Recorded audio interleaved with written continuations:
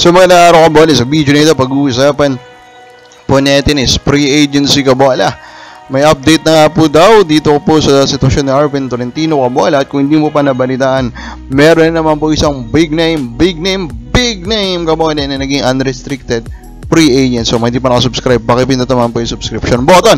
Sa U-Up muna tayo kabola. So BJ Pre kabola, nakapag-decide na daw kabola, siya po ay bubunta sa UP Maroons kabola. So iiwanin niya po yung FEU para mapunta po sa UP Fighting Maroons. In short kabola, eto nga pong UP kabola, nakamanage siya naman po na makaagaw ng isang star player ng ibang team kabola. So alam naman natin, Pre has a high potential, rookie of the year yan kabola, as good size kabola, can play multiple positions. Pero mapapaisip ko kabola, even Ateneo kabola, di parang ang dami naman ata po kabola yung nabuburo dun sa kanilang bench at madadagdag pa dun.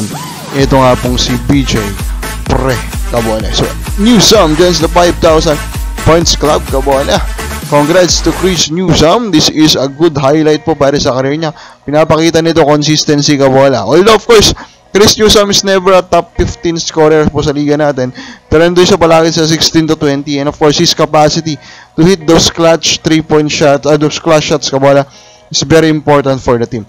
Now, surprisingly kabola, after 7 games, Elnex kabola, ang currently po na nasa top 1 po together with this Magnolia Hatchets kabola. So surprising talaga itong nagiging run po ng NLEX Road Warriors kabola. And remember, di ba, pumasok tayo dito sa tournament na to na Rift kabola, merong rumor na gusto pong magpalipat ni Robert Bolick, pero now they are winning games kabola. They're unstoppable. Ito nagiging run po ngayon ng NLEX kabola. And the crucial part talaga dyan kabola, first talent wise, they have Bolick, pero other than Bolick kabola, wala na sila kumbaga pantapat. So ang nangyayari ngayon kabola, they are showing a very deep bench, very deep bench kabola, na umangat yung Torres, umangat yung Baguio kabola, grabe, di ba? Ang Ramirez kabola, umangat din yung mga laruan. So sobrang lalim na nitong overall po na depth nila kabola. And nahahanap palagi ni Coach Jong kung sino yung tamang players na ipasok niya. Kaya maganda ngayon itong run nila. Now, are they a title contender? Of course, the answer still is a no kabola. Kasi sobrang hirap po maging title contender sa sobrang lalim po ngayon ng kompetisyon. Comments muna tayo ng mga fans. Ronald Berbuzet, pa-shoutout sir. Joel De Guzman, watching from Jeddah, Saudi Arabia. Jane Gavilans, laro na niya. Yan, maulit-ulit na lang yan. So, yun nga, paulit-ulit na lang itong si Cliff Hodge kabola. Now, ito na nga, Jason Castro kabola is now an unrestricted free agent. Yes, you heard that right. Para siya na siyang si LA Tenorio. Magkasabay sila ngayon ni LA Tenorio kabola. Pwede po siyang pumirma sa kahit na anong tong team na gusto niya kabola. And remember that TNT kabola has the capacity to trade these legendary players. Ginawa na nila kay RDO, ginawa na nila kay Alapag. Now, pwede kayo mabaliktad sa sitwasyon po ni Castro. Malamang may gentleman's agreement ng TNT at saka si Castro. Pero ang tanong dyan kabola, is there a possibility na hindi po yung sundin ng isang Jason Castro?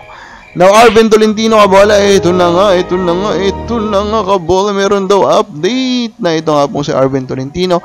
Nag-follow na po ng isang team po sa KBL, which is SK Knight kabola, and he is now being expected by this account po from the KBL kabola to sign by May 31. So yan, malungkot na yung mga fans ng Northport Batang Pier dyan kabola, may fans man po sila, pero mukhang mangyayari na nga kabola ito po ang paglipat ni Arvin Tolentino.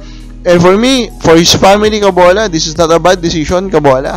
Ito po yung ginusto niya at wala tayong magagawa doon. Sana mag-succeed po siya doon kabola. Pero of course, we are still hopeful na kung hindi ito matuloy kabola is that manitili siya sa Northport at mapunta na po siya sa isang independent team. Kapabals pa mo, matutuloy kaya ito kami lang po soba.